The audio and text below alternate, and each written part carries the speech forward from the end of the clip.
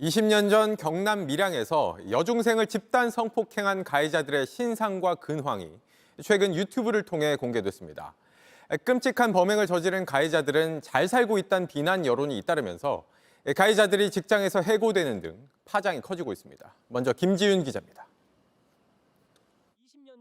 밀양 여중생 집단 성폭행 사건의 가해자로 지목된 한 남성의 신원이 어제 공개됐습니다. 이건 뭔지 알지? 회사에서 내려준 번호 맞지? 이 남성이 일하고 있던 대형 통신사는 업무를 계속하기 힘든 상태라며 임시 발령 조치를 내리고 사실관계를 조사해 조치를 취하겠다고 밝혔습니다. 닷새 전엔 또 다른 유튜버가 가해자라며 남성 2명의 신상을 잇따라 공개했습니다. 이름은 1986년생. 현재는 아내와 결혼하여 딸을 낳고 아주 잘 살고 있는 거다. 공분이 커지면서 이 남성이 일하던 식당은 결국 폐업했습니다. 식당엔 지목된 남성이 조카가 맞다며 사회적 물의를 일으켜 죄송하다는 사과문이 붙었습니다. 또 다른 남성이 일하고 있다는 김해의 한 수입차 판매업체는 이 남성을 해고했다는 입장문을 냈습니다. 오늘도 경남 밀양의 공공기관에서 일한다는 4번째 가해자로 지목된 남성의 신상을 공개했습니다. 밀양 여중생 집단 성폭행 사건은 2004년 12월 일어났습니다. 밀양 지역 고등학생 44명이 울산의 한 여중생을 꿰어내 1년 동안 성폭행한 사건입니다. 망을 보는 등 간접적으로 범행에 가담한 사람까지 합치면 연루된 인물은 119명에 달합니다. 하지만 재판에 넘겨진 건 10명, 그나마도 모두 소년원으로 보내져 전과조차 남지 않았습니다. 당시에도 솜방망이 처벌이라는 논란이 일었습니다. JTBC 김지윤입니다. 그 해당 가해자로 지금 지목받고 있는 사람들 뭐 부담감이 정말 장난이 아닐 것 같아요. 아마 이제 그 당시에 지금 그 사실 이게 법적으로는 처벌 뭐 다 이렇게 수순이 끝난 것으로 보이지만 당시에 많은 분들이 이게 너무 처벌이 미흡하다 이렇게 생각을 하고 있는데 그런데 막상 20년이 경과한 이 상황에서 보니까 소위 잘 먹고 잘 살고 있더라는 거죠. 그래서 뭐 골프 치고 외제차 세대 굴리고 그러니까 이제 사람들이 이제 거기에 대해서 격분을 하게 된 건데 이 사람들 같은 경우가 만약에 뭐 잘 안 풀리고 이렇게 했었으면 이런 일이 발생이 안 됐을 수도 있는데 지금 현재 가진 게 너무 많잖아요. 직장이라든가 가정이라든가 이런 게 아주 안정돼 있고 그러니까 어떤 이제 식으로 되느냐 하면 내가 저 사람에 대해서 제보를 해줄 테니까 나는 좀 빼달라.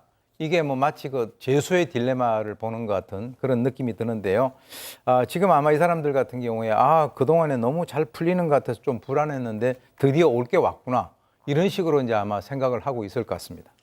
자, 양 변호사님, 이제 밀양 여중생 이 사건이 다시 재조명이 되면서 정말 지금은 상상도 못할, 하지만 그때는 뭐 아무튼 그때 당시에 정말 터무니없었던 내용들이 다시 이렇게 공개가 되고 있습니다. 그러니까 그때도 이 부분이 사실 이렇게 어떤 사법 처리라든가 이런 부분이 잘 됐으면 20년 지나서 얘기를 다시 안 하고 있죠. 근데 그때는 2차 가해도 굉장히 심각한 문제였거든요. 게다가 경찰에 의한 2차 가해마저 있었습니다. 이 피해자 같은 경우에는 여성 경찰에게 따로 조사를 받고자 했었는데 무슨 일을 했냐면 경찰이 가해자로 지목된 41명을 쭉 세워놓고 피해자 중학생을 그 앞에 앉혀놓고 이 중에서 누가 너한테 몹쓸 짓 했는지를 골라라고 한 겁니다. 아니, 잠깐만, 무슨 유리막 이런 거 없고요? 그런 게 없이 일렬로 세워놓고 그렇게 대면하게 만들었으니까 이게 끝나고 나서 이 가해자 부모들이 뭐 복수하겠다는 식의 얘기를 면전에서 들어야 했던 겁니다. 게다가 담당 경찰관이라는 사람은 이것도 그때 당시 언론을 통해서 알려진 거긴 합니다만 내가 고향이 밀양인데 너네들 때문에 그 피해자들한테 가해자가 아니라 너네들 때문에 밀양 고향 물이 흐려졌다라는 식의 얘기를 하고 또 조사를 했던 경찰들이 뭐 또 밤에 이렇게 노래 주점 같은 데 가서 그 접대하는 여성 접객원들한테 피해자에 관해서 안 좋은 얘기들을 뭐 저런 것들 때문에 우리가 뭐 힘들었다 이런 식의 실명을 거론하면서 폭언을 했다라는 것까지 알려지면서 그래서 그때도 워낙 시끄러웠고요. 지금도 지탄을 받고 있는 겁니다. 자, 백 변호사님, 저런 거 보면 참 그 세상이 조금 그래도 정상적으로 변하긴 했나 봐요. 그러니까요. 예전에 지금 있었던 일이라고 저희가 들으면서 믿어지지가 않는데 그러니까 지금 일단 이 유튜버는 이 44명의 신상 전부 공개하겠다고 합니다. 사실 저는 조금 걱정된 부분도 있습니다. 이게 그러니까 어찌 보면 특정강력범죄 처벌하는 특례법에 신상 공개가 된 요건이 있는데 그 요건에 따르지 않고 사적 제재를 가하는 것이기 때문에 혹여라도 엉뚱한 사람을 지목한다거나 뭐 그렇게 되게 되면 사실 이게 회복하기 어려운 손해를 줄 수도 있단 말이죠. 그래서 좀 걱정이 됩니다만, 근데 또 많은 국민들은 아까 조금 전에 양지열 변호사 말씀하셨던 것처럼 그 과거의 상황, 그리고 그 당시에 벌어졌던 2차 가해, 또 가해자 부모들이 피해자에게 했던 또한 2차 가해 같은 것들 때문에 진짜 다 공개해야 된다라고 지금 얘기를 하고 있는 상황이고, 그리고 좀 공통점이 있어요. 다 이렇게 개명을 합니다. 그러니까 본인들도 이게 내가 숨어 살아야 된다고 생각은 하나 봐요. 아하. 과거에 그런 것들 사회적으로 엄청나게 지탄을 받았기 때문에 이제 일단은 뭐 어떤 누리꾼은 야 이거 이러다가 이제 다 잠수 타고 사라지면 어떡하냐. 그랬더니 일단은 지금 유튜버는 모든 정보를 다 알고 있다. 지금 나머지 42명도 잠이 안 올 것 같습니다. 이렇게 가해자들에 대한 공분이 커지는 가운데 마녀 사냥식의 사적 제재 역시 문제란 지적도 나오고 있습니다. 정작 피해자 측은 가해자 신상 공개에 동의한 적이 없다고 피해자 지원단체가 밝히는가 하면 엉뚱한 사람이 가해자의 여자친구로 잘못 지목돼 피해를 입기도 했습니다. 이어서 최현수 기자입니다. 밀양 여중생 집단 성폭행 사건의 가해자 신상이 공개되자 반응은 뜨거웠습니다. 만약 내가 영상에서 말한 게 사실이 아니고 억울하다면 증명을 한번 해보면 되잖아. 전과조차 남지 않았던 가해자들을 대신 응징했다며 통쾌하다는 반응이 많았습니다. 자, 그렇다면 나한테 봐달라며 파리마냥 싹싹 빌었던 애들은 봐줘야 하는 걸까? 해당 유튜버는 피해자 측 동의를 구하고 신상 공개를 한다고 밝혔습니다. 하지만 한국 성폭력 상담소 측은 피해자와 가족 모두 가해자 44명 모두의 신상을 공개하는 방향에 동의한 적이 없다고 설명했습니다. 영상을 지워달라 요청했다고도 밝혔습니다.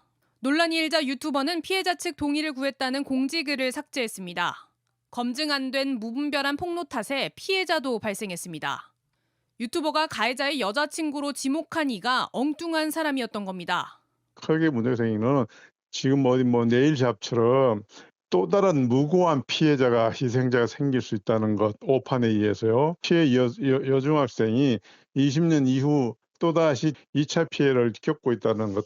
디지털 교도소란 사이트에서는 얼마 전 있었던 의대생 살인사건 피의자의 신상을 공개했는데 이걸 근거로 피해자의 사진과 소셜미디어 주소가 퍼지기도 했습니다. 죄를 지으면 상응하는 벌을 받는다는 사회적 신뢰가 깨지면서 무차별한 신상 공개와 2차 피해로 이어지고 있어 대책 마련이 필요합니다. JTBC 최현수입니다. 이 유튜버의 밀양 사건 폭로 속 시원하게 느껴지지만 사적 제재가 옳은지 우려도 낳고 있습니다. JTBC 취재 결과 2004년 밀양 사건 피해자의 가족들은 유튜버의 영상을 혼란스러운 마음으로 보고 있습니다. 멀리서 봤을 때는 그 가해자들 너무 응징해야 되고 너무 내가 정의를 실현하는 걸 지켜보고 싶고 하겠지만 옆에서 내가 이 피해자의 존재를 알게 됐을 때에는 이렇게 막 제가 그 사건 피해자래라고 하는 식으로 이제 뭐 이렇게 수근수근 한다든가. 2004년 당시 피해자를 직접 지원한 김 소장은 이 사건 외에도 여러 성폭력 피해자들이 사건이 더 유명해지면 나에 대해선 어떻게 반응할까 안전하게 느끼지 못하고 있다고 했습니다. 20년 동안 여러 차례 소환되는 일 또한 피해자에게 상처를 만든 겁니다. 피해자의 가족은 영상 게시가 피해자에게 악영향을 미칠 수 있다는 점에서 유튜버의 행동을 우려하고 있는 상황입니다. 온라인에서 망신을 주는 이 신상 공개 그리고 사적 제재 어떻게 봐야 할까요? 단순히 폭로에만 화살을 돌릴 수는 없다는 지적도 있습니다. 잘못하면 본인 스스로 교도소에 가는 것이고 잘하면 사회에 기여할 수 있는 부분이고 시민들이 이런 위험한 줄타기를 하지 않도록 하는 게 정부와 국가의 몫이기도 하잖아요. 시민의 법 감정을 반영하지 못하는 법이란 현실로 동떨어지는 것이잖아요. 인생의 걸림돌이